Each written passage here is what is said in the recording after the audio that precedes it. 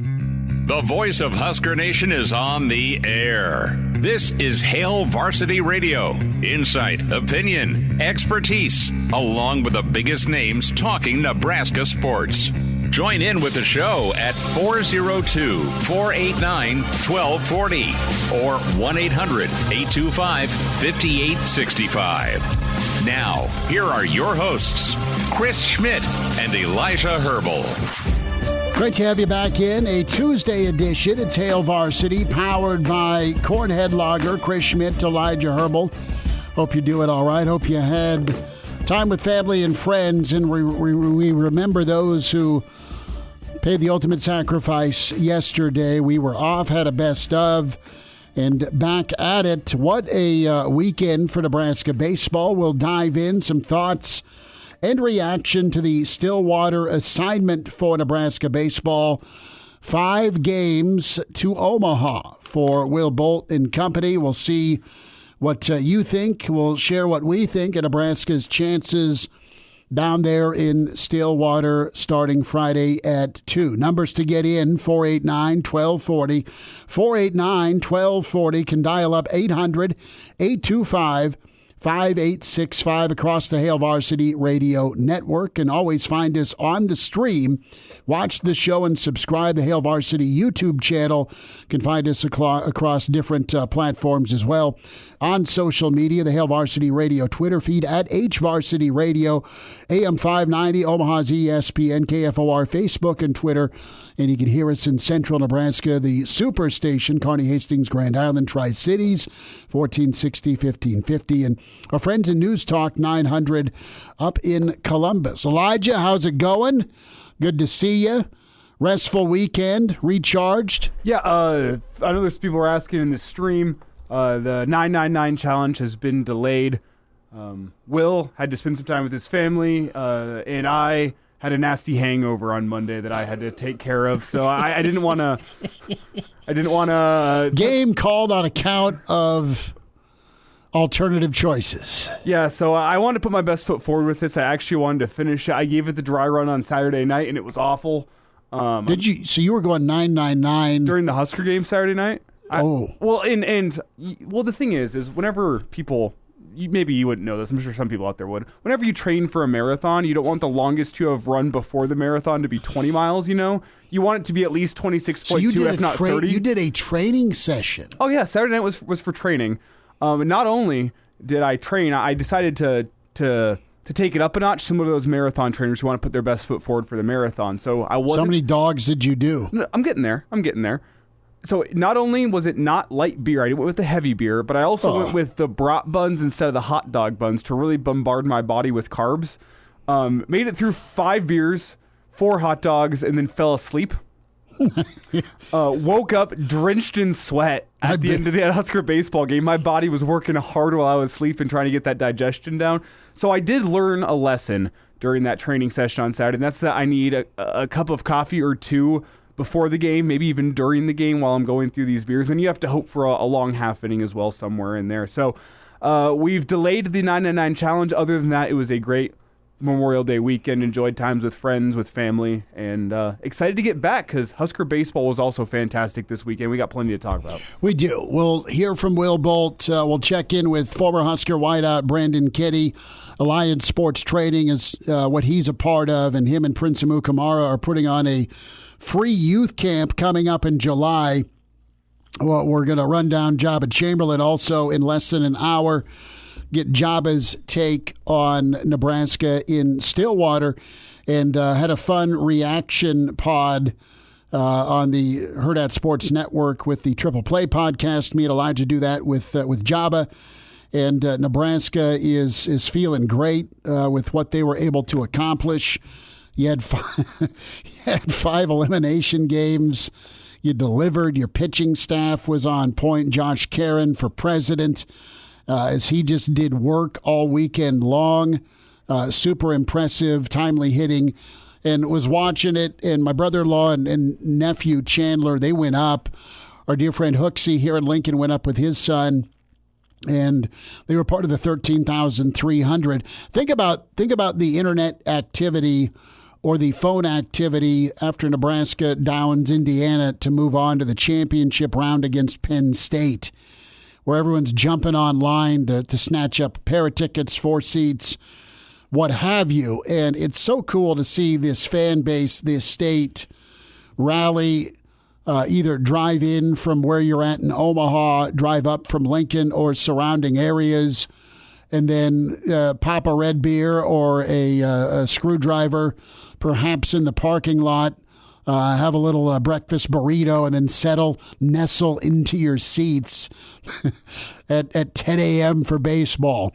What was really cool was the moments in the game where you get the Karen bomb to tie it up at 1, where it was an absolute launch. And then you get the 2-out, 2-strike, go-ahead RBI by Swanee to put you up. And then the Terminator comes in, and Sears goes 1, 2, 3, and then it's Dogpile time in Omaha at the Chuck. And the way the crowd rose, and you've seen it growing up, or you've maybe experienced it if you've been and you were in the mood and in the moment in seconds before an electric event or play happened, moment in a game happened, and it was all synced up where the crowd rose to their feet. There was loud cheers. The hit was delivered by Swanee, and then you had the explosion, and then you had the joy. And that was several years of letting out for just Nebraska fans, being able to land a championship in something, right? I mean, volleyball's kind of off to the side because they're incredible and they're special and they're their own standard. They've been carrying the beer/water for Nebraska athletics for too long, and they're that incredible. But baseball, able to step forward and do their work, and good for Will, good for Rob Childress, good for this team, because it's not always been nice talk about this baseball program. What is cool is to see them deliver in that moment, in the clutch, but also see this promise, this talent, this level of ability really deliver in these moments. And that's what I think you can be excited about if you're a Nebraska baseball fan. It's not, your mind isn't, okay, do they revert back to inconsistency on the mound or bullpen? You saw guys really grow up in do-or-die moments.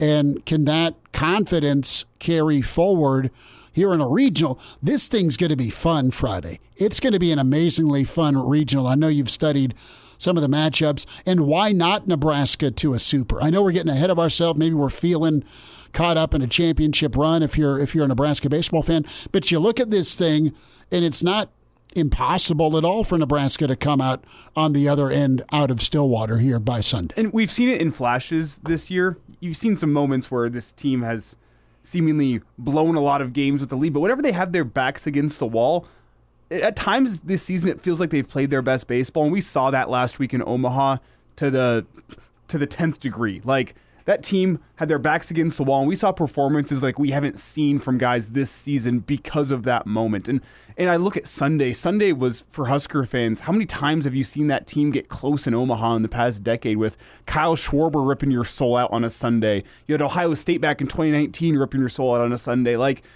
you finally had some momentum going that championship game, and for them to deliver in that moment was just a cathartic moment, I think, for a lot of Husker fans to finally see the team do it, and to do it in Omaha in that ballpark game. It meant something special, and this team has some tangible momentum moving into a regional. You laid out the regional story. Well, first off, let's lay it out. Stillwater is just known for being wild in regional baseball, and Husker fans have experienced that before. I mean, you experienced it in 2019. You've experienced it back in the Big 12 days. Oh, Brait, it's a hitter's ballpark that leads to just weirdness. You go back to the last time there was a regional there in 2022. The games that we saw, Arkansas beat Oklahoma State 20-12. Oklahoma State followed it up in an elimination game, going down 13-0 to Missouri State before they came back to win 29-15. You had later that day, they went for 2 and missed. We had Oklahoma State later that day beat Arkansas 14-10. Like, weirdness in runs is what you're going to see in Stillwater. Is that conducive to how this Husker baseball team plays? I'm not sure. We're going to find out. How do they rise in that moment in a ballpark they haven't played in this year that is probably going to be conducive to runs? And the Oklahoma State team is the same way. Florida's got probably the best college baseball player in the country right now. So I don't know what's going to happen in Stillwater this weekend, but from what I saw from this Husker baseball team last week and over the weekend, it's that whenever things aren't going their way, they start playing their best baseball whenever they have their backs up against a wall. And that is a sign of a team that is dangerous in an NCAA tournament. Dangerous is a good term, and it's a good thing to be in some instances. The context fits. Let's hear a little bit here from Will Bolt when it comes to the emotion part of baseball. And Will kind of laid this out, the mentality that you got to have playing for him here. Cut 6. We'll hear more from Will later on in the hour, but he really kind of just drills down into how they want to approach things and not get either lackadaisical or too overwhelmed with moments where they need to deliver. Well, you practice it by just having, drilled through, just in practice, and you make that rep the most important rep of your life, in practice, and then you move on to do the next one. This practice, this weight session, this tutor session, this nutrition meeting, just handling all your business the right way. I mean, you just stay focused. I mean, that's really the biggest thing. If you're not focused, then you allow yourself to kind of just your mind to wander and think about things that negatively. I mean, that's the way the human nature, the brain works. So you just have to be intentional about it, and it's not easy. I mean, it's why everybody wants to win championships, and not everybody does. It's hard to do it. The emotional part of it. Think about how hard baseball is for the greats, even between the ears, where you're going to fail 7 out of 10 times and you're a Hall of Famer if you're at the dish. You're going to get a bomb hit off of you if you're Nolan Ryan, for example. But how do you come back and work through? Can you focus in, or is it the wheels fall off and there's 2 more on because you can't find the strike zone after you get touched up? I mean, it's such a mental part of things, and it's incredible.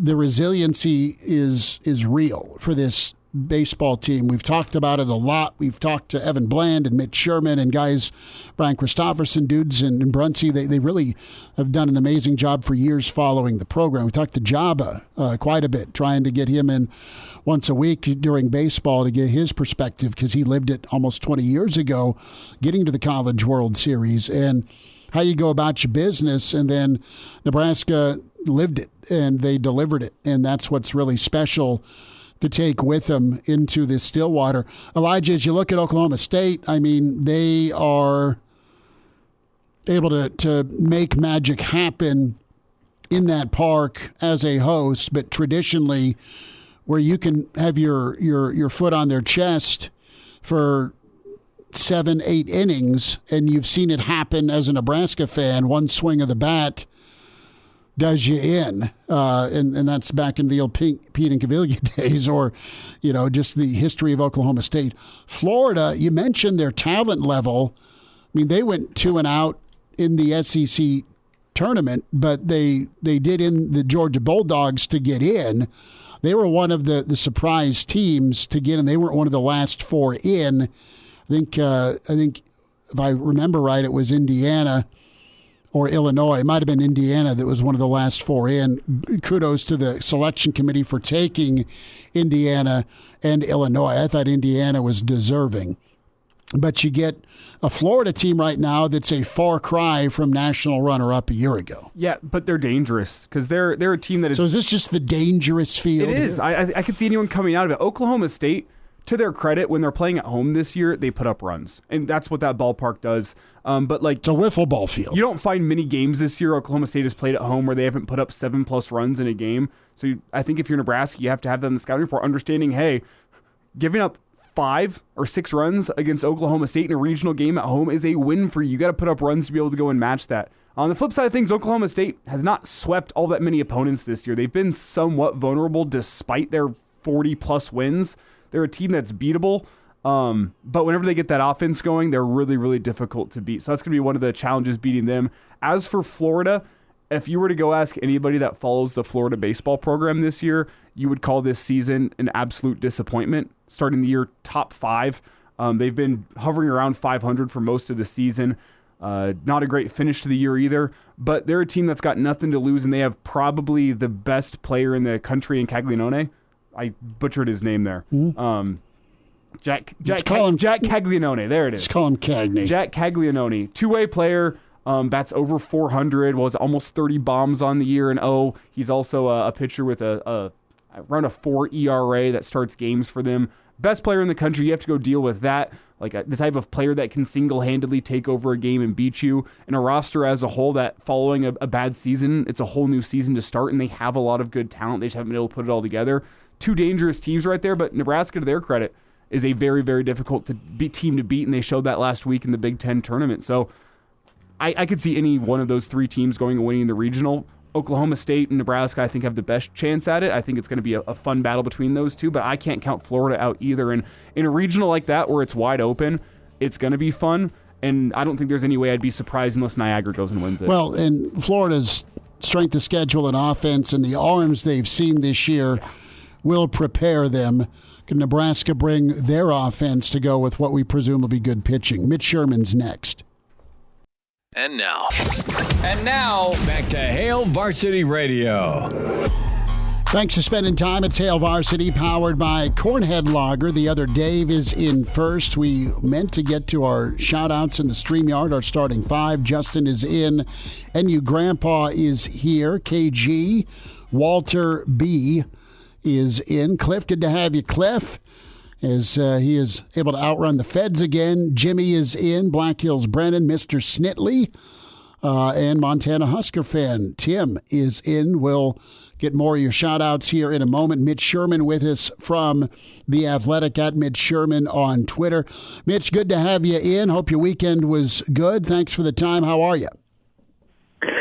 I'm well. I'm in, just like all those other folks. So happy to be in. We are happy to have you in. Are you packing the bags for Stillwater, my friend? Oh, they're all in. Like they're going to Stillwater. Well, they're going to. I don't know if they all are not, but Elijah's trying to talk me into rolling down that way.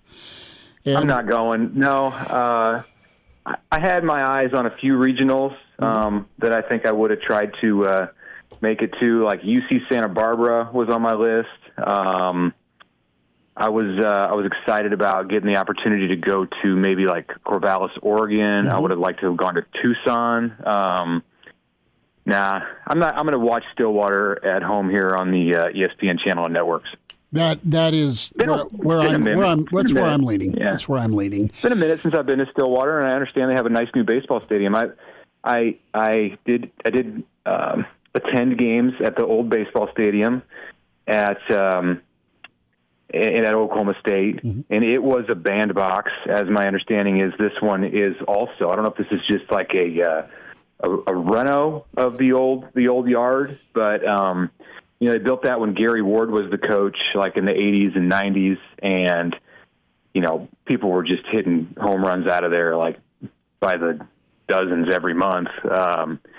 It was very hitter friendly, and I remember it being windy, and I remember Oklahoma State just having a massive home field advantage in that stadium. They were really tough to beat, but some of Dave Van Horn's teams went down there and did it, which was like kind of a shocking thing. So we'll see if Will Bolt can recreate that magic like he did last week. What did Sunday say to you about this baseball team? Yes, they're champions, but man, it all seemed to come together with guys stepping up, Mitch, some timely hitting, and then, of course, the Big Red Army out in full force at 10 a.m. Yeah, would have liked to have seen the Big Red Army get their opportunity to go like 20,000 strong at 2 p.m. when the game was scheduled. But yeah, same. It was like 76 and like 8-mile-an-hour winds. Some couple clouds up there, so we had to watch out for that. But impressive for sure to get 13,000 plus at 10 a.m. on a Sunday on short notice, nonetheless, when you thought the game was going to be 4 hours later. So really anybody coming outside of the Omaha area maybe had a difficult time getting there unless you wanted to get up really early. But whatever. What happened on the field is what was important, and Nebraska just put it all together at the right time. And this is the first time we're saying this about this team all year. I think like in my decisions to whether to devote coverage to this team or in conversations that we've had, it's always been like, okay, they look good one day, and the next day you just kind of lose faith. And it wasn't that I didn't believe that they had good players. I thought they did have good players, but I just questioned their ability to be consistent. And then the postseason arrives, and after what was admittedly a bad start in Omaha, it's like this team came together in a way that just hasn't happened since really all year. I mean, in February they played consistent baseball, but through the Big Ten it was always 2 steps forward, 1 step back, and there they go, winning 5 in a row, and despite the home advantage, a difficult situation because you didn't have an opportunity to turn your pitching over, and they just had to get long outings from guys like Will Walsh and Jackson Brockett, and those guys came through along with of course the top of the rotation and Sears and McConaughey. Mitch, the Big Ten doesn't necessarily have the greatest reputation among the national baseball circles. It's been down for a long time. I personally am of the opinion that the Big Ten now is a hell of a lot better than it was 10 years ago, and I think maybe whenever some West Coast teams start showing up, maybe that national respect could start to grow. Maybe a postseason run by Nebraska can make that postseason reputation grow. But what's your take on what last week meant for momentum as they head in? Do you think the teams that they faced in the Big Ten are adequate preparation? Because you compare it to Florida's schedule, they've had the most difficult schedule of anyone this year. Oklahoma State's played some pretty tough teams in the Big 12 this year. Not many people think Nebraska has that same kind of battle-tested nature as those two teams, but did the Big Ten tournament show you anything in terms of Nebraska's battle-tested nature? Because I think Nebraska played some pretty good teams last week, even though the national media might not think so.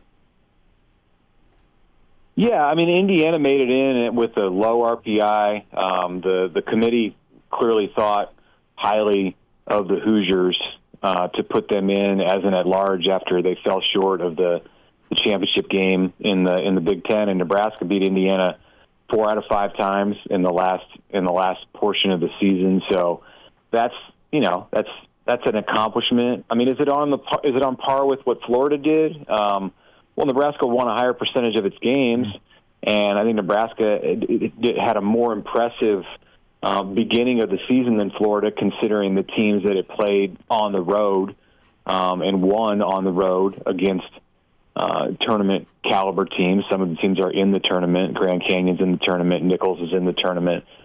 But you can't compare what Nebraska did in the league or out of the league to the 15 games that Florida played this year against national seeds. There's 5 from the SEC that earned top 8 national seeds. Florida played all 5 of them 3 times each, went 7-8, won at least one game against every one of those teams. So I'm not so interested in what the Gators' record is overall, just one game over 500. Well, they're one game under 500 in 15 games against teams that are 1 through 8 in the nation. That is cause for concern as Nebraska goes into this Friday matchup. Mitch, what is cause for optimism? Is it Nebraska's arms? Is it Josh Caron? I mean, let's go to the other side of the coin here as to Nebraska's opening round matchup against Florida. What makes you think that it could be okay for the Big Red?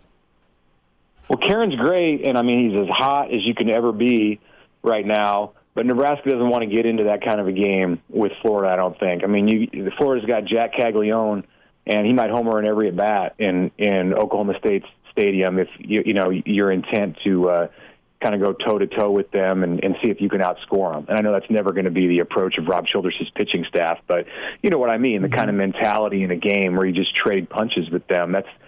Florida has major issues with its pitching staff, and a team ERA over 6 this year that is horrendous, and lost a ton of talent to the draft a year ago on a team that made it to the CWS Championship Series and took LSU to 3 games, 1 game short of a national title. 1-1 in 2017 under Kevin O'Sullivan. Still have Caglione, who's the best two-way player in the country and is a great hitter. Tons of power. He's a huge guy, plays first base, drives in runs, hits for average. The reason for Nebraska to be optimistic in this, I think, is because of how its pitching sets up. Not just in the first game with Brett Sears, and I think Brett Sears can pitch against a lineup like Florida's and can be effective and can make it. And he can get a quality start. He can put Nebraska in position to win that game. And I don't know if Florida has that. They haven't had that consistently through the SEC season. We'll see now that they get out of the SEC. And, you're not facing first-round lineups that are loaded with first-round picks every weekend. If, maybe the Gators turn into a more stable-looking pitching staff, if that happens, then, they're a threat to make it to Omaha. Mm-hmm. But if not, they could easily go 0-2 in a regional. Is it fair to say, Mitch, as I forecast this regional, Florida beats you whenever Jack Caglione is having a good game. If he is on, that's how Florida beats you. Oklahoma State beats you by scoring, and dang, can they put up a lot of runs. They've done it plenty this year, putting up 10-plus runs. I do think Nebraska is a little bit more diverse in how they can beat you, though, where we've seen it multiple different ways. They've outscored teams this year. They've brawled their way through low-scoring matchups, as we really saw this weekend in the Big Ten tournament. I do think Nebraska, if they are to come out of this regional, it's because of the diverse ways that they can go out and beat different baseball teams. Yeah, I think that's a fair statement, and I think there's reason to be optimistic about this setup. These teams, they're flawed teams that Nebraska's facing. I mean, look, Oklahoma State's a top 15 team nationally, won the Big 12 tournament. They're very dangerous, but I don't know that it's on the level of Nebraska going to Arkansas a couple of years ago. I realized that was an Arkansas team that lost the next week and didn't make it to the College World Series, but it was that they were not one-dimensional. Arkansas had everything that a great team needs to have, and ran into a hot opponent in the Super Regional, whatever it happens. But this to me is more manageable for Nebraska. It's tough for sure. I mean, you're talking about a team that makes the College World Series a regular trip in Florida, and all the guys on that roster who've been with O'Sullivan for more than 1 year, or for more than this year, and they know what it tastes like. So they understand how to have success in June, and Nebraska doesn't have a lot of those guys on its roster. Oklahoma State, they're at home, so they got that going for them, and they've had postseason success more recently than Nebraska has too. So it's a tough hill to climb, but I don't think it's insurmountable. It's not like, all right, well, there's an inevitable loss when you face this team because they're just dominant. If you were Indiana or Illinois, and with what they face, those two Big Ten programs, the only other two to get in, are at the number 1 and 2 seeds in the country, in Tennessee and Kentucky. So that's a much more dire situation, I think, than what Nebraska faces, even with Florida and Oklahoma State in this region. And one thing to note here, especially with Oklahoma State, that could be important as you get deeper into a regional. Really only 2 starting pitchers that they've been able to rely upon all year long. They've had to play around with that Sunday guy. I guess it could be the Saturday guy. I actually haven't looked too deeply into what their rotation is. But nonetheless, they really only have 2 starting pitchers they can rely upon. Might be something to look at where Nebraska started to maybe find some guys he can turn to through that Big Ten tournament. Mitch, about... go ahead, bud. Yeah. I was just going to say, that's kind of the same story for Nebraska through most of the season. But, yeah, in the last couple of weeks, they've found some potential options for sure if they in a third game. Mitch, about 15 seconds. What's coming up from you in the Athletic, bud? Oh, more baseball, more football. We'll have schedule times. Kickoff times. Some schedule analysis by the end of the week. Look for news from the Big Ten on Thursday about how the season is going to look as far as when these games start. All right. Mitch Sherman with The Athletic, and check out his podcast, Locked On Nebraska. Mitch, we'll talk soon. Thanks for a few minutes today. Thank you, guys. There he is, Mitch Sherman. At Mitch Sherman on Twitter. Hail Varsity Radio is live. Now, back to Schmitty. Schmitty's a great guy, but he don't have a brain. And Elijah. You want me to speak? When I point at you, yeah. On Hail Varsity Radio. Back to you, Hail Varsity, powered by Cornhead Lager. So Walter from Philly checks in. As of right now, the weather looks terrible in Stillwater on Friday. I wish I could do the sound of the word terrible like the late, great Bill Walton. That sucked yesterday to hear the news about Bill Walton. Loved me some Bill Walton. He was a treasure. Well, time permitting, we'll spend some more time on Bill Walton later on in the show. Justin is smiling as Schwelly gets called up by the Braves. That's pretty awesome. And my buddy Graham out in Atlanta happened to have tickets for that game tomorrow night, so he lucked his way into seeing the first start for Spencer Schwellenbach in the MLB. Justin likes Nebraska's chances of getting to Omaha. Just takes 5, right? If the bullpen holds up like it has the last 5 games. Tim is in. Tim, good to have you. And Trevor notices I was poolside here the last couple of days. Trevor says, Chris and Elijah get touched by the sun a little differently. I don't tan. I absolutely. I don't really burn anymore. I went golfing with Iowa Russ. He crushed me. Yeah, that's how my weekend went on the links, and then went poolside and had a couple of beers, and it was all good. See, lucky you, because whenever I go out and quote-unquote tan, I turn various shades of pink. And my roommates go, oh, did you get sunburned? And I go, no, this is my tan. This is what I look like whenever I get tan. So that really leads to a lot of problems. Like the umpire's tan lines that you can get with those lower sleeves, sometimes I just start looking real goofy, kind of like Neapolitan ice cream style by the end of the summer. KG has a valid point by many. The best thing about Stillwater is leaving. Red wine. Any homies up for a road trip Friday to Stillwater? Brandon, that's a great call. And we got to look at hotels. Got to do that. You can do that. I mean, you can always just, like with the weather, assuming it's not going to be terrible on Friday, because I'm hoping for the best, set up a tent. You can borrow my tent. Got a nice sleeping pad. I'll even wash my sleeping bag for you. I don't want to camp. Don't want to go camping. Schmidt just shows up to baseball games all weekend smelling like campfire. Campfire and vodka. Let's talk about that experience, that momentum. It's a longer cut here by Will Bolt, but he talks about the momentum and the experience of those 5 elimination games and transporting that beyond. This team is really, as Mitch put it, hitting on all cylinders at the right time. Cut 2 from Will Bolt. It was an amazing experience for our guys. You don't necessarily think about it, but then you hear some of our guys talk at the end of the tournament, and they say, well, that was the biggest crowd I've ever played in front of. And it's like, yeah, that's right. That's true. I mean, we had 13,000 people there, and that's certainly a huge crowd, but you don't necessarily put that into perspective until you hear that from the guys. Like, yeah, that was the biggest crowd I've ever played in front of. So from that perspective, it helps, although most of the crowd was cheering for us, in that ballpark, and hopefully we have some good travel from our fans to go to Stillwater. But just from the standpoint of, in retrospect, the way we won it was probably the best possible scenario for us to win, because we got to stay there so long and play so many games, and you just learn so much about your team with each time you take the field, and having to start so many different pitchers in that tournament and having them all throw so well, they're all taking with them that confidence and that experience, that postseason feel, the butterflies, just all of that they're taking with them this week. And you never know what could happen in a regional. I mean, you could end up having to play on Monday, so that's where that pitching depth definitely comes into play. So and then with the extra games, we had some guys offensively that got really hot, that feel really confident, and we feel really confident as a team.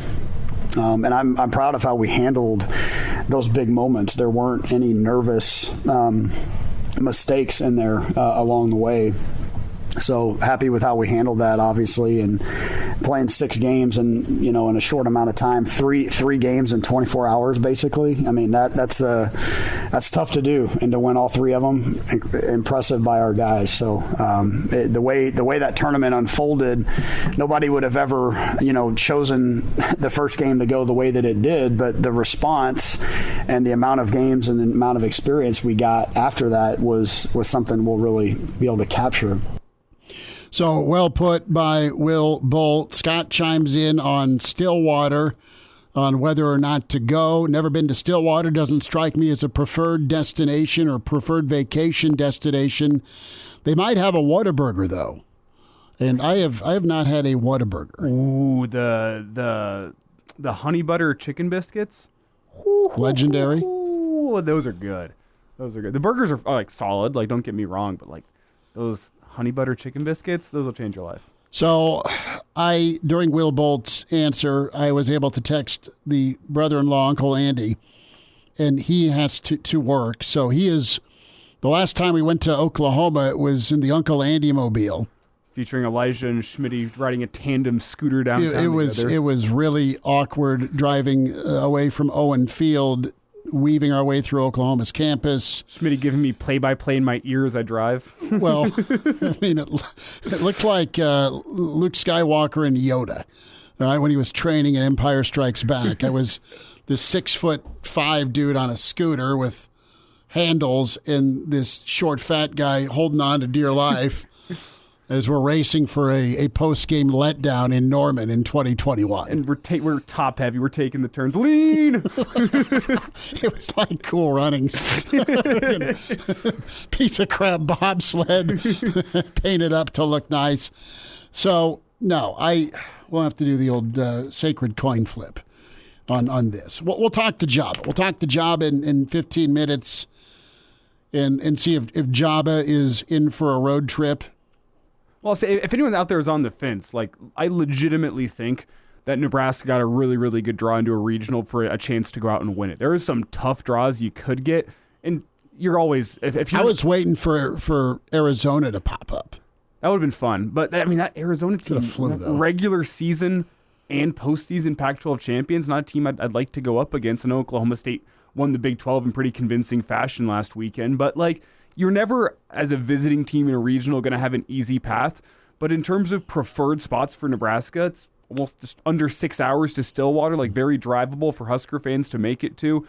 There's a recipe to beat this Oklahoma State team, and it's keep the bats in check. Their bullpen is nothing special. They got a couple of starting pitchers you can deal with. And like Florida, don't get me wrong, they're dangerous. They have good players, but how down on themselves are they after the horrible year that they've had compared to their own standards? Dude, they've turned the page. They don't care. They're in. They can just go wild. And they have a wealth of experience, but they're going to see the opportunity in Stillwater as well. I think it's going to lead to wildness, and from what I've seen from a Husker baseball team this year, they're well-versed in things getting weird. Matthew checks in, not a big shoestring fry guy. Apparently those are the fries you get at Whataburger. They're very McDonald's-like. Well, okay. Do you not like McDonald's fries? Like when I think of shoestring fries, I think of... Freddy's? Yeah. Yeah. Yeah, and they're not Freddy's. They're closer to McDonald's, in my opinion. I think McDonald's has the better fries. Don't get me wrong. But, like, they're French fries. How could you say, I don't like these kind of fries? It's a deep-fried potato. I love a deep-fried potato in all forms. Fries are solid. We'll wind down this first hour. We'll have some football thoughts. Brandon Kinnie going to join us next hour. Joba Chamberlain, 10 minutes away. And now, back to Hail Varsity Radio. One final time, Joba Chamberlain, Husker and World Series champ 2 times over, with us in about 10 minutes. His thoughts on Stillwater, Nebraska's draw, and Nebraska's championship run in the Big Ten. Reminder to get buckled up. Use your seatbelt. It saves lives. It prevents injuries only if properly worn. Make it click. A message from the NDOT Highway Safety Office. Time permitting, we may dive into the Big Ten Anonymous. Athlon out. We may back pocket that for tomorrow. On the recruiting front, Elijah Michael Terry III is going to be participating in the On3 Elite event. That's going on in Nashville. But Nebraska making his headlines when it comes to schools that are not only continuing to go after him, but Nebraska still on his radar. Nebraska did an amazing job with his visit for the spring game. Official visits, it looks like, for Terry coming up here June 7th to Texas, June 13th to A&M. A look at Oregon at some point, a look at USC at some point. But it sounds like he wants to come back on his own dime, potentially for the Colorado game. Nothing set in stone. But good on Nebraska. You've got a bunch of guys that are probably maybe on the fence is too much. There's interest, there's connection. They like what they see and the vibe they get from Matt Rhule and his staff, also sending 5 assistants down to see the dude in May. Not a bad call either. So I think there's belief, but it needs to be seen on the field. And, A&M's not anything on field to write home about from a record standpoint, better than Nebraska's, sure. But you know that Oregon is a real threat for a playoff berth this year. Texas is a real threat to do it again. A&M's probably on that doorstep. USC should be better. We'll see what this year and this new defensive alignment looks like. But for Nebraska to be in the running here for this 5-star athlete that can catch the football and get after quarterbacks and make tackles, he's such a versatile player, so fast that's a good sign, a good thing for Nebraska to be in the conversation. You burnt your official visit, fine, but it was well placed and well timed for Nebraska to continue to do follow-up. If you can get him back for the Colorado game, if Nebraska can go out there and beat Colorado, any recruit that is in town that weekend, it's a massive recruiting victory to have them there, because we already know that is going to be one of the more juiced up games in recent memory at Memorial Stadium. At a win on top of that, it's going to be an event.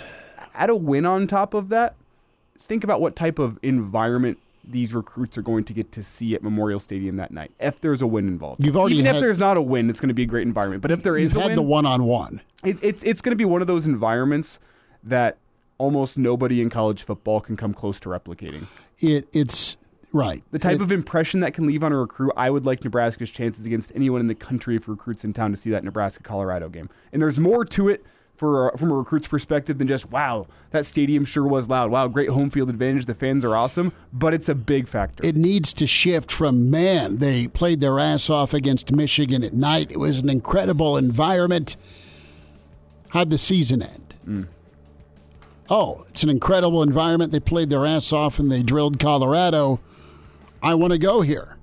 I mean, there's fork in the road moments. Joba Chamberlain, Husker Baseball Thoughts next at Hail Varsity. The voice of Husker Nation is on the air. This is Hail Varsity Radio. Insight, opinion, expertise, along with the biggest names talking Nebraska sports. Join in with the show at 402-489-1240 or 1-800-825-5865. Now, here are your hosts, Chris Schmidt and Elijah Herbel. Back with you, it's Hour 2. It's Hail Varsity, powered by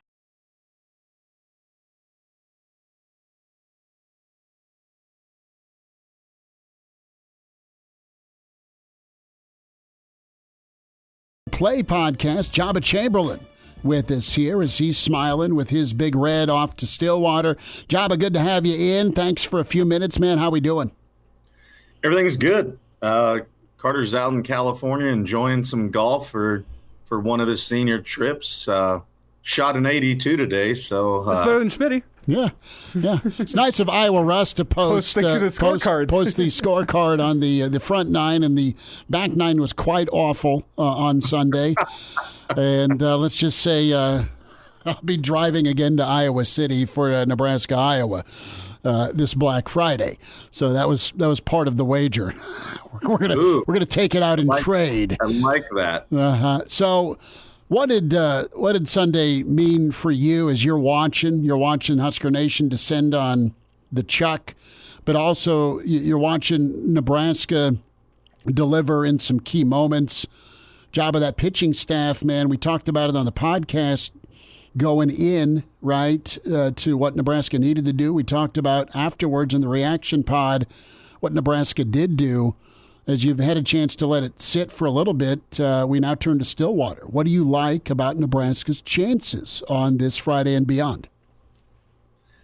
I like the draw. I mean, and obviously, too, I like it for more than one reason. I think, too, with how the Huskers follow, we're in driving distance. So I think we're going to be represented very, very well. And when obviously having Florida, and Jack's probably going to be a top 3-4 pick, Caglione in the draft, and obviously a stud in his own right, but we have some of those dudes too. So I think it's a very favorable draw for us.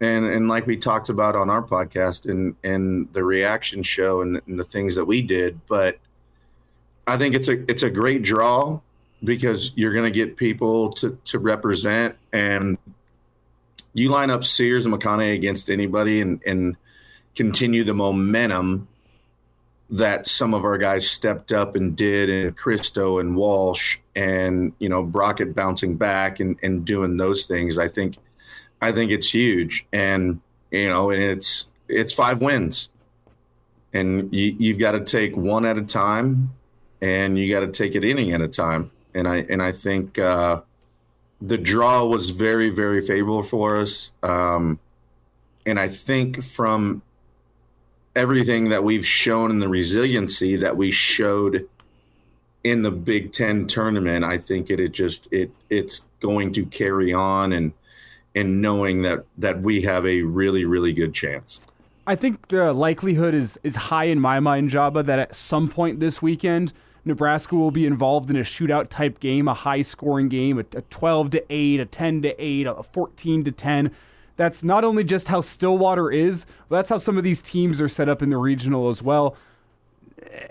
Do you like Nebraska's chances to go out there and win a shootout type game? Because we've seen them put up runs, but in terms of true shootout games, I'm not sure we've seen very many of them this year, where Oklahoma State and Florida have. Yeah, and they've definitely had those knockdown dragouts, And we've had a couple, obviously, but they've shown the fact that they can come through it and through what they did in this tournament. And I think it's just an accumulation of everything. And I think that, there's always that aspect in the start we had was obviously great in doing the things that we did, and then having some bumps in the road and doing all that. But I really think coming through the losers bracket, I personally feel and to see the way that they reacted to it, where I think they fully believe that they have a chance to go do this. And I'm excited for it. Joba, really fast here, as you kind of look at these two teams, one of the things that stands out to me, Florida has hit 116 home runs this year, 29 of those obviously coming from Caglione. And then you also have Oklahoma State, who has hit 111 home runs. Nebraska has hit 66. That's more in line with what we expect from a Will Bolt team. But from a pitcher's mindset, how do you go into a baseball game understanding, hey, this team hits a lot of home runs, I might get a couple bombs hit off me today and I can still be all right? What is the mindset of a pitcher going up against an opponent such as those ones that love swinging for the fences? Limit the damage. Limit it. And it comes to the fact where we can't give free passes. We can't be in a situation where Caglione comes up and, he's got runners on second and third, first and second, because we walk 2 guys. It's going to have to be an accumulation of everything, of playing great defense, throwing strikes, getting timely hits. That's what it takes when you get to this point. And, not giving them extra outs, not giving them free passes, because that's what it takes. And we're 5 away. And I think they believe that, they understand it. Do you clinch up a little bit when you get to this point? Everybody says, oh, it's the same game as you played game 17 of the season. No, it's not. It's completely different. And so it's just the whole is what you need it to be. And you can't give those free outs. You can't give passes. You can't, and it's easier said than done. And I understand that, but I think, it's just with what they believe in now and know that they can do it. I think they're in such a great spot. And, obviously we're going to give the ball to Sears and get us off on the right foot. and let's go from there. Joba, crawl into Coach Childress's mind. What's his edict to his arms when you're facing a big bopper? Be careful, or bleep it. Go challenge him. Go after him. And if your best gets beat, so be it. How's he going after him? What's the message? Knowing Rob as long as I have, and obviously pitching for him and seeing it from afar, he's literally telling him, bleep, bleep, and bleep. Go to work. Mm-hmm. And challenge him. Because at the end of the day, we have to keep in perspective, and as pitchers, we sometimes give them too much credit. They fail more times than they succeed. Mm-hmm. And that's an understanding where, all right, we're in a situation, like we're in the postseason, this is what we're doing, and let's go to work. And Rob hasn't prepared, obviously. And that's just the mindset, when it's built in you and you go do those things, it resonates and you're going to see it. Because we're going to have to play almost perfect baseball. Obviously, mistakes are going to be made. But to go do what they want to go do, we're going to have to play almost perfect baseball. It's Joba Chamberlain with us here talking some Husker baseball. They're drawn into the Stillwater Region. Game is going to be going down on Friday. We've been talking with Schmidt. Joba, any plans to make it down to Stillwater this weekend from you? I guess me and Schmidt will have to have that conversation because you'll be stuck in the studio. I will be, yeah. Little top rope, bang. It comes with the job. I'm used to it. We could finagle a way to get somebody in for you, Elijah, and we could all road trip down. I was trying to find bars around the ballpark, and there's a handful of them. What would be cool, because we'd go on. We'll be on Friday. The game's at 2.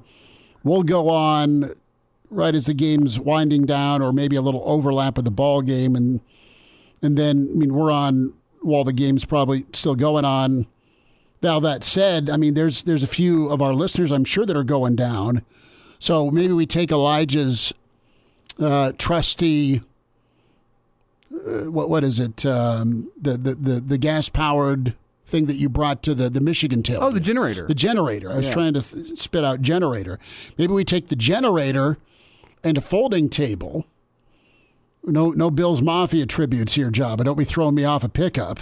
No, not yet. Not yet. But we could certainly set up at a tailgate and just do the show from a tailgate. Well, regardless if you guys go down, I will say I am expecting there to be plenty of Husker fans down in Stillwater. It's very drivable. Like, you look at Florida. Florida, by their standards, had a bad year. I'm not expecting many Florida fans to make it up. Like, I expect there to be a home field advantage away from home for Nebraska on Friday. If they get matched up with Oklahoma State, that's a different story. You never know how that's going to look. But, like, I expect it to be something of a Haymarket Park South, at least on that Friday afternoon game, if Husker fans can make the journey. Oh, I think there's a lot of folks going down. We'll just have to send out some feelers. I think the tailgate would be a fun option. There's a few bars and restaurants around. I've never been to Stillwater. Joba, you've been there a few times as a player, I assume, and just don't have much. There's a brewery down there that I was kind of looking at. There's hotel rooms, so there's all of that. So I don't know. We'll have to huddle up, my good friend, and figure out if we want to do that or not. Joba, do you have a good relationship with one Matt Holliday? I know he's a Stillwater resident. He is a Stillwater resident, and I thought about that. So everybody listening, if you want to sponsor us too to go down there, like I wouldn't think about that either. Like, there we go. Joba Chamberlain. I'm fishing, but you know what? Maybe we catch something. Joba Chamberlain's with us here, Hail Varsity Radio, Nebraska, on to the Stillwater Regional. Want to spend a minute as Schwelly has gotten the phone call that you got, Joba, getting called up with your Braves, and just a thought on the road ahead for him and how impressive he's been in AA, and now, man, getting that call to the show. Yeah, it's a special call. When you get it, it's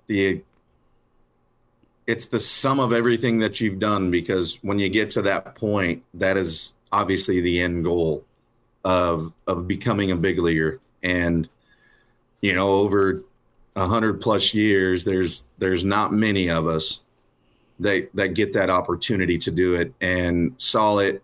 And I was like, man, I'm so excited for him, just because I know what the feeling is. I understand it.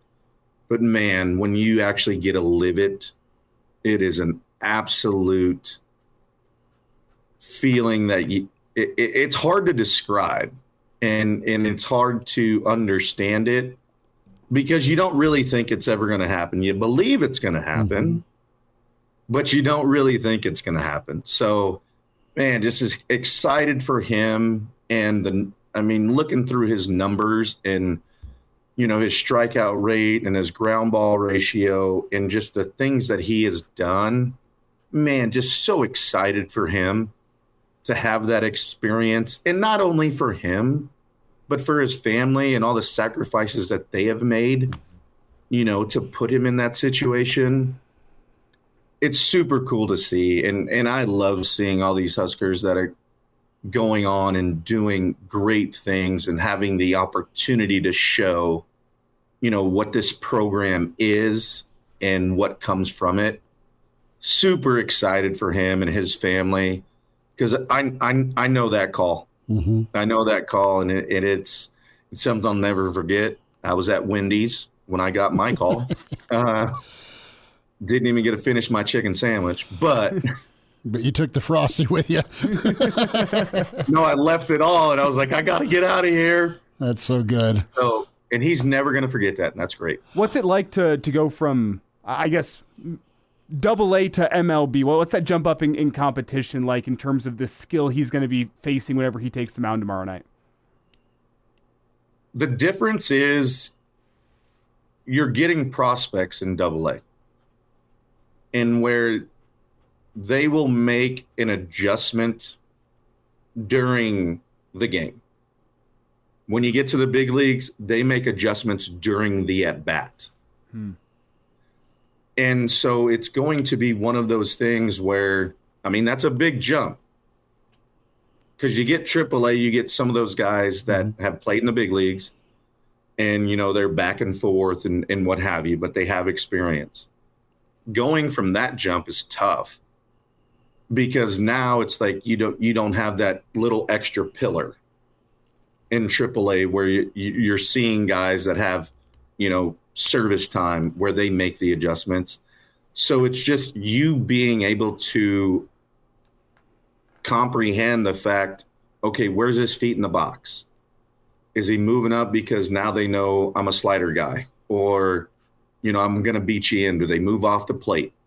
So they make adjustments during the at bat, not during the game. And that's the biggest difference, that whether he notices it or not, it's hard to say.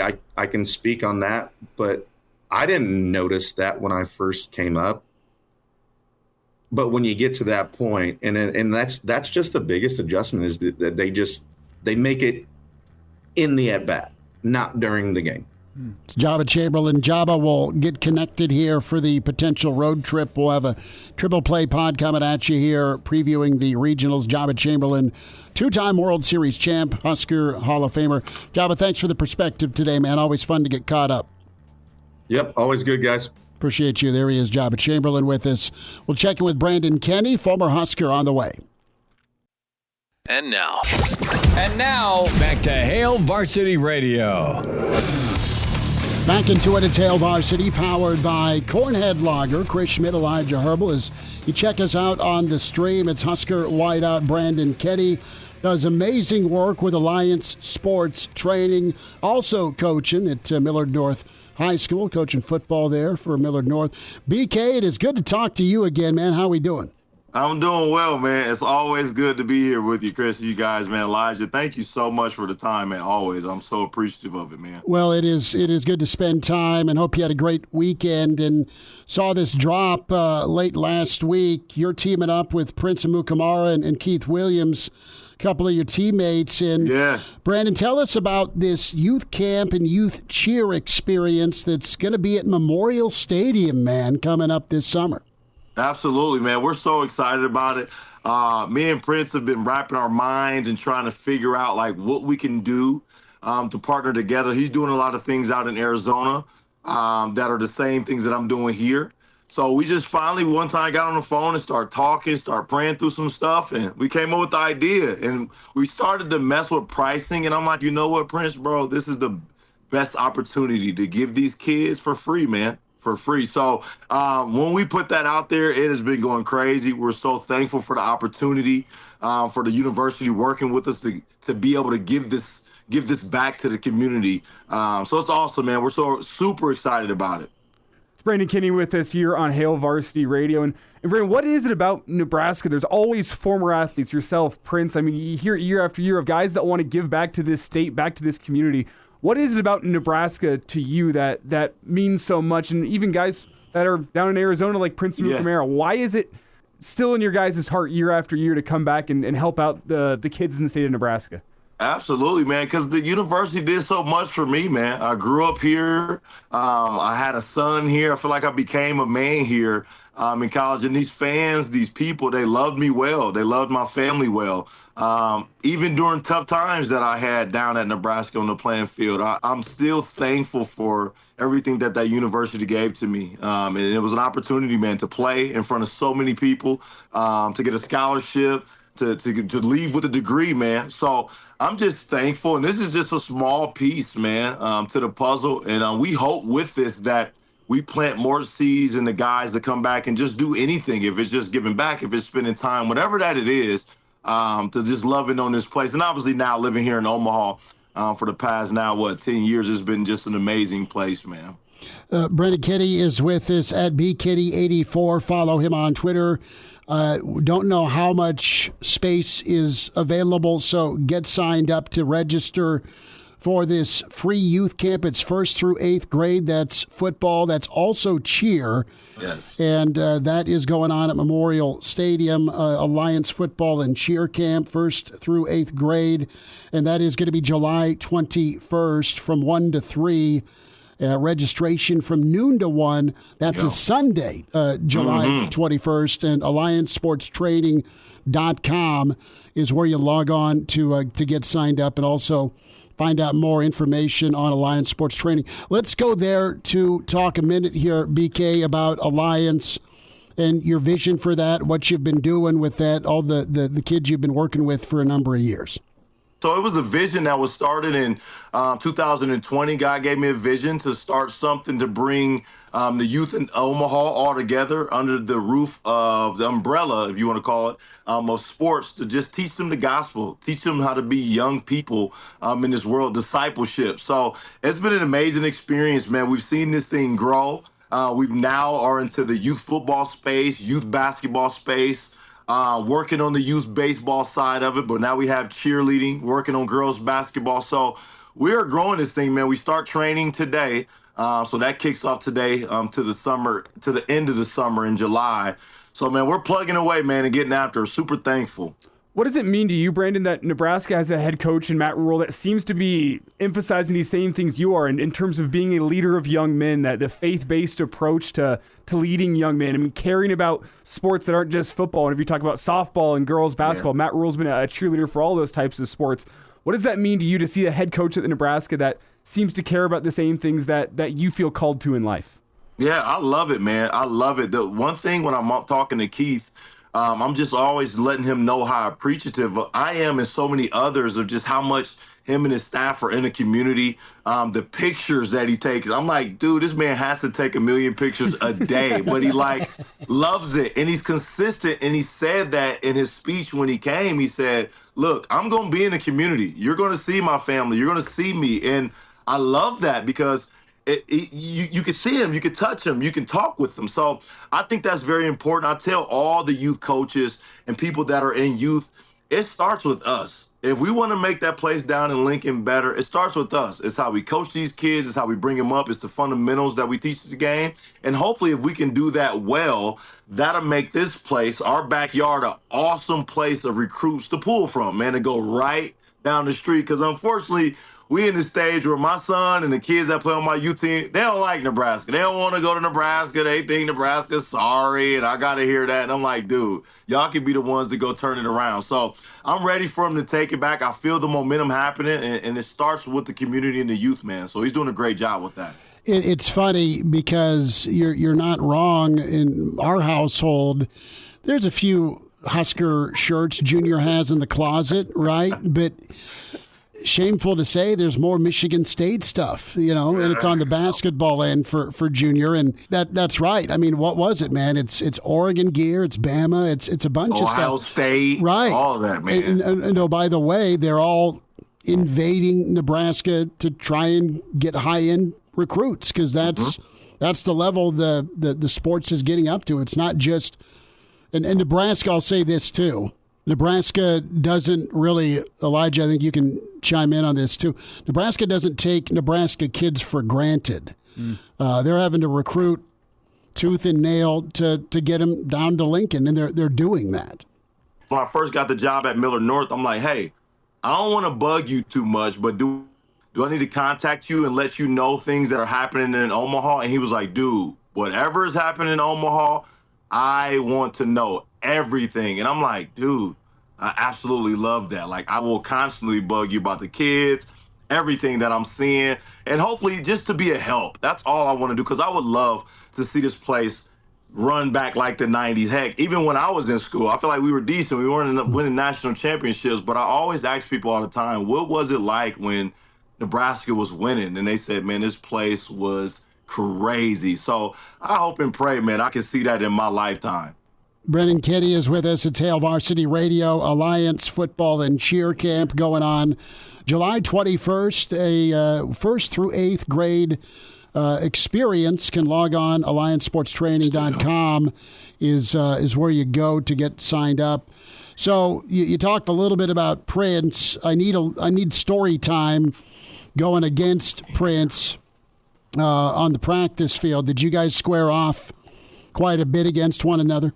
All the time, man. Him and Alfonso Denard all the dang time. And so many people used to ask me when I would, afterwards and after football, what were the best DBs that you played, right, in the Big 12 and Big 10? Now, Colorado has some amazing ones, too, with Jimmy Smith and Jaleel Brown, for sure. They were tough, big guys, physical guys. But I said, to be honest, man, the best ones are the ones that I'm going against every day in practice. So they made us better, all of us. Niles, Mike McNeil, Karinsky, Gillian. I mean, all of us were pushed every single day in practice because we had to face these dudes, man. We had to face them every single day. So I would say those were the toughest guys, man. And we competed well. As you see in the video, he said, I locked you down a couple times. And nah, dog, I got more than you.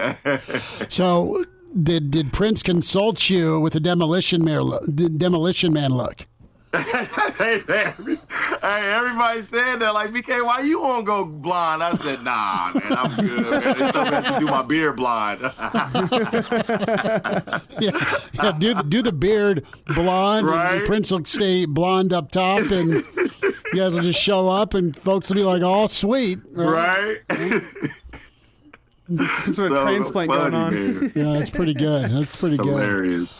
So, okay, we've hit on the camp. We've hit on Alliance Sports Trading. Let's talk high school. You're at Millard North. You've been there a couple of years. And just kind of set the scene for us in the Omaha Metro, week in, week out. What's the squad looking like, and just the level of competition you're seeing every Friday night?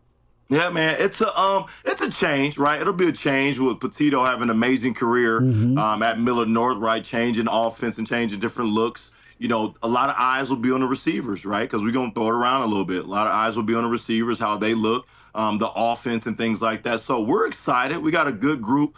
We got a bunch of seniors, around 30-plus seniors on the team. So we're working with some veteran leadership. So we're just trying to figure out and find our way. It's going to be a tough year, but we're going to go out there and compete. We're going to have fun, and we're just going to lay it all out there on the field, man. And that's what we're bringing into Middle North. You got kids that are already tough as nails and want to run through a wall. Now it's just kind of developing them and creating great habits right now, right? Obviously changing into a new offense and just getting them to figure that out, right? Running the right routes, running precise routes, and catching the ball.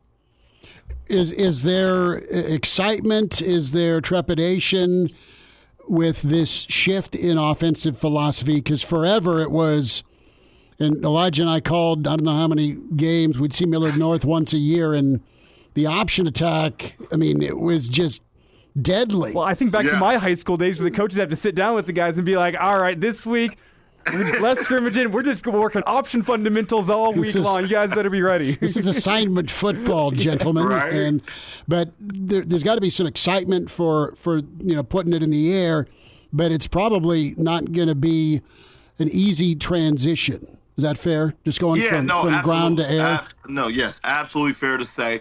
Like I said, you got these guys that, again, have been on the outside, but have blocked a lot, a whole lot of blocking, which is nothing wrong with. We blocked a lot, heck, when I was there, and I enjoyed it. But a lot of blocking, and now it's like, okay, now I'm asking you to go run a route fast, precise, and catch the ball. So it can be a little challenging, but the great thing about it is that 7-on-7, runs in the spring and stuff, a lot of those boys have still went through that process and learned route running and techniques and different things like that.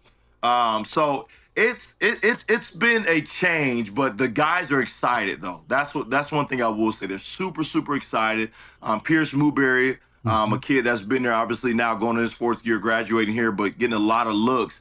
I mean, he's excited to get out there and show his skills on the tight end side, because he can play it, man. He can run great routes. He catches the ball well and soft hands. So I'm excited for these guys, man. I really, really am. And I'm excited to have the eyes on us. I told them after practice today, I say, hey, man, too many drops today. But the good thing is it's the first day of camp, man. So we just figuring it out. I said, but you got to take our time, and we got to do this thing the way that we're being coached to do it. So they're taking the challenge. I'm excited about the challenge, too, as well. And now, back to Hail Varsity Radio. Brandon Kinnie is with us at BKitty84. Follow him on Twitter. Alliance Football and Cheer Camp, 1st through 8th grade. And that is going to be July 21st from 1 to 3. Registration from noon to 1. That's a Sunday, July 21st. And AllianceSportsTraining.com. So with the wide receiver position, we touched on your teammates, Prince doing the Alliance Football and Cheer Camp with you. We were shooting the breeze about this bigger diva position group. Is it wide receiver or is it defensive back? Wide receiver easily, dude. Okay. Easily by far. Now, I don't think I was a diva in my day. I don't think Niles and those guys were, but I would say receiver for sure, man, because you got DBs that will really run through your face. And I try to tell these guys when we're playing, I'm like, hey, man, these dudes are not here to play with y'all, man. You got to get physical. So I would say receiver, though, for sure, man. We're super dramatic at times, man. So the drama draft is one receiver, or is there another position group on offense that may be above the wide receiver? No, it's receivers, man. It's receivers, dude. Class by themselves. But I'm thankful the coaches at Nebraska during my time didn't let us be divas, man, because we loved blocking, dude. We loved blocking. We loved catching the rock, but we loved blocking too, man. We competed at that hard too. Well, let me flip this question around, change it up just a little bit. Let's say dark alley time, some shady figures are off in front of you. Would you rather have a wide receiver or a defensive back next to you in that moment? Oh, if I got Niles Paul, I'm good. I'm more than fine. So if it's a Niles Paul receiver, I'm picking that. Yeah, I'm picking that all day. All right. That works.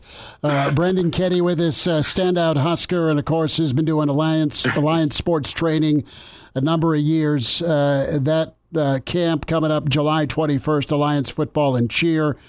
grades 1 through 8. That's July 21st, AllianceSportsTraining.com. You can follow BK on Twitter at BKitty84. Brandon, it's fun to get caught up again. We'll give you a shout down the road and talk some ball here closer to kickoff. But we'll touch base here with you as we get closer to this camp. And thank you so much for the time. Yes, absolutely, man. Thank you, guys. I would love to talk more. We got to talk about those receivers that's down there, too. Can't wait. The dudes are Blazers, man, so we definitely got to. Excited to spend time with Brandon Kinnie, get him on more of a regular basis. Really cool what him and Prince Amukamara doing with Alliance Sports Training, and really awesome in Nebraska and the staff down there to let a free camp happen at Memorial Stadium on July 21st. So that's for 1st through 8th graders. And we love shouting out Brandon Kinnie. Loved his time in Lincoln as a wideout, big-time baller, and just great when it comes to outreach, community, and thinking of kids. 489-1240 numbers to get in. Open phones here till 6. Great stuff from Joba Chamberlain on Nebraska heading to Stillwater. If you missed that to start off hour 1, podcast will have it. Spotify, iTunes, Google Play. And also the Hail Varsity YouTube channel. It'll be posted up there. Hail Varsity Radio Twitter. That's the rewind spot. Also AM 590 Omaha's ESPN. That's we're broadcast live on that Twitter platform as well. So the debate is raging on in the stream. Doug and Scott and Brennan and folks are checking in. Elijah, is it hitting or pitching? What do you want as the strength of your team? Well, it's a interesting question. It's always it's the forever battle, right? Do you want strong hitting? Do you want strong pitching? Yes to both. I would argue that pitching is less prone to the ups and downs of hitting, so you can probably have a more consistently good team. That being said, the teams that do have good hitters, if they're hot at the right time, can go on a run, and that's the kind of team that goes and wins a national championship. I think of Ole Miss a couple of years ago, where if you would have asked an Ole Miss fan that year they won it, was that 21? You would ask them, is this a good season for Ole Miss baseball? They would have said no, but they had some good bats in that lineup, and their bats get hot at the right time. What do? They go win a national championship. So I think the bats are probably the more dangerous side of the equation, but you give yourself more runway, more consistency through good pitching. And, I mean, I think it's good pitching that gets you to a regional, but it could be good hitting that gets you to a College World Series. Well, and again, both need to factor in. You need that complementary baseball, like we talk about football. Here's Will Bolt on one thing I think Nebraska fans have seen, and they saw it emerge in Omaha in the Big Ten tournament, and that's the pitching depth, right? You got phenomenal performances, 58 strikeouts, over 56 innings from your starters. They were really dealing. Here's Will Bolt on that pitching depth and the performance. I would say we haven't had the staff necessarily firing on all cylinders like we are right now. But I think it's taken some bumps in the road to get us to this point. I mean, it took Brockett getting off the roster for him to get to where he's at now. I mean, there's just no question about it. He had to get to a rock bottom moment before he was going to flip the switch to be able to get to where he's at now. Just much like Brett Sears, same thing happened to him last year. I think we talked about that early in the season. He didn't travel, and he had to make a decision from that point forward what he needed to do. So we haven't necessarily had the depth show up throughout the year. We haven't had a solid Sunday guy, for most of the year. And we've kind of had different guys starting on Tuesdays. So we've just had certain guys, been mainstays, the first two for the most part. But now that, Caleb Clark and Jalen Worthley and Brockett and Walsh and, Christo, all these guys are throwing really well right now. So that depth is really starting to show that we knew we had going into the season. And it just necessarily, it showed up at the right time, I guess. No better time than right now to be feeling great about it. So that's Will Bolt. Kevin Suits asked him about bottling up what you've done. Does it travel? More from Will Bolt. You just understanding that you got to go earn it. You got to go earn it every day. And, that's the thing that, we're trying to think about pushing buttons with the team and the message and talking. That seems to really resonate with this group is just the rent's due every day. You got to show up and you got to earn it. So, that's the thing. I mean, you gotta get the work done in the cages, on the field, with their defensive reps and, their bullpen sessions and how you play catch and just all of it, just trying to stay, like I said, process driven and be able to keep it going. Let's sneak in, Elijah, how Stillwater plays. More from Will. It's pretty offensive from what I've never seen it in person, never been there. Seen it in, on TV, certainly. And one of my closest friends, Justin Seeley, obviously coached there for a couple of years. And he would send me a few pictures just on, look at this place. This is incredible. But I've never been. But I think it plays pretty offensive. The south wind's going to be blowing out. The wind's always blowing in Oklahoma. And when it's hot, it's blowing from the south. So I would imagine it's going to play pretty offensive. That's what the scores have said in the postseason in that ballpark, is that it's a pretty offensive park. So I know it's one of the top facilities in the country. I'm real excited for our guys to be able to experience it. So Nebraska locked in, ready to rock, and we will huddle up on that road trip down to Stillwater. Hate teasing it. See, the thing, I got a wedding this weekend that I'm leaning no. Maybe Joba will twist my arm. You do? I mean, it's for once, there's actually good reason for me to be stuck in studio aside from the fact that I have to run this board. I do have a wedding that I have to go to this weekend, so I'm going to be here, so you have full reign. Yeah. And with that timing, you could leave after your morning show, make it down to Stillwater in time for the afternoon show. I think we got to leave Thursday night. Find a watering hole. And now, back to Hail Varsity Radio. Good stuff today. Big thanks to Mitch Sherman from The Athletic.